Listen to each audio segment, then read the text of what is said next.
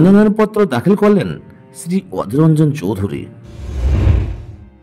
মানুষের আবেগ, মানুষের ভালোবাসা, মানুষের হৃদয়ে যে অধীর রঞ্জন চৌধুরীর নাম, তা আবারও প্রমাণিত হলো গতকালকে মনোনয়নপত্র জমার মুহূর্তকে ঘিরে। মানুষের উদ্দীপনা, মানুষের উন্মাদনা, এ যেন অধীর প্রেমের বসন্তের কোকিল ডাক দিচ্ছে। হৃদয় মাঝে রাখবো যারে, তারে ছেড়ে যাব না, এ যেন হৃদয়ে রেখেছে। অধীর চৌধুরী মনোনয়নপত্র জমা দিতে চলছে তো পেছনে হাজার হাজার হাজার হাজার মানুষের ভিড়। এ যেন অধীরময় বহরমপুর মানুষের প্লাবন হয়ে গেছে। এমনই মুহূর্ত দেখা দিয়েছে গতকালকেও, যেখানে বিভিন্ন জায়গায় অধীর চৌধুরীর প্রচারে বাধা, অধীর চৌধুরীকে ঘিরে বিক্ষোভ।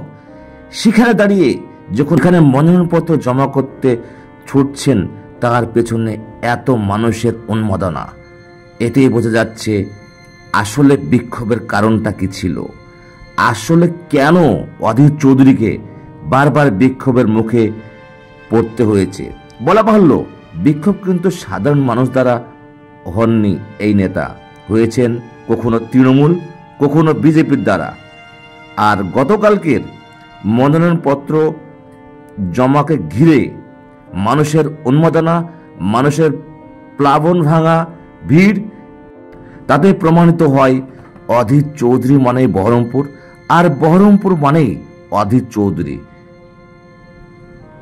দগ্ধ তাপমাত্রা, তাপপ্রবাহ সবকে উপেক্ষা করে মানুষ অধীর প্রেমে সিক্ত, অধীর প্রেমে উত্তাল।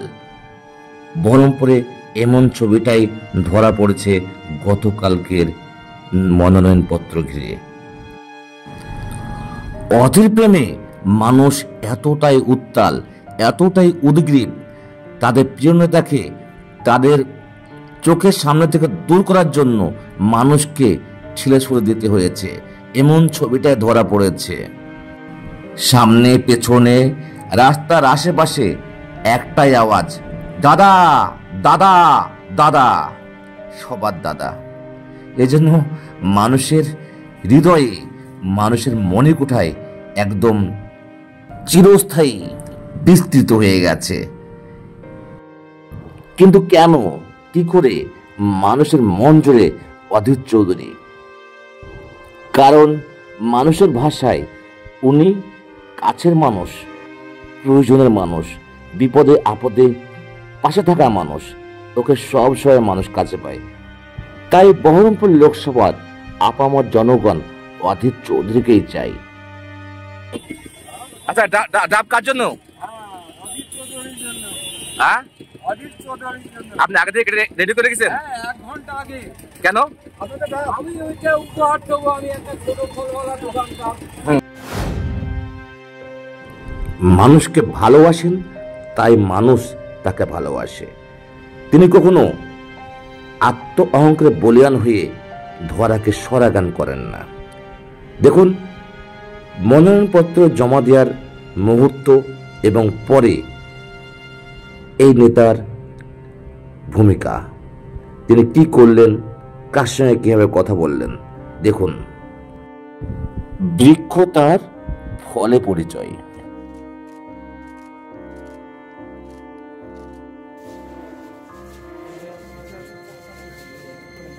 মনোনয়ন পেশ করলেন, আপনার সঙ্গে দেখা করতে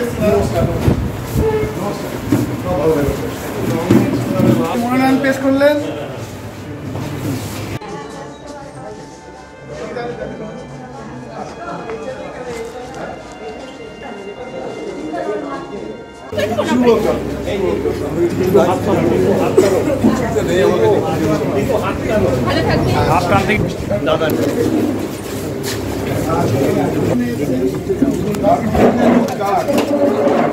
মনোনয়ন পেশ করলেন।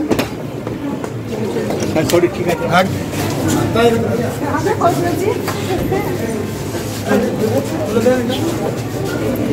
আছে, দিদি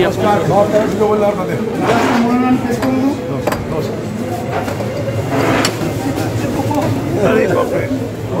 হ্যাঁ ঠিক আছে, ভালো থাকবেন।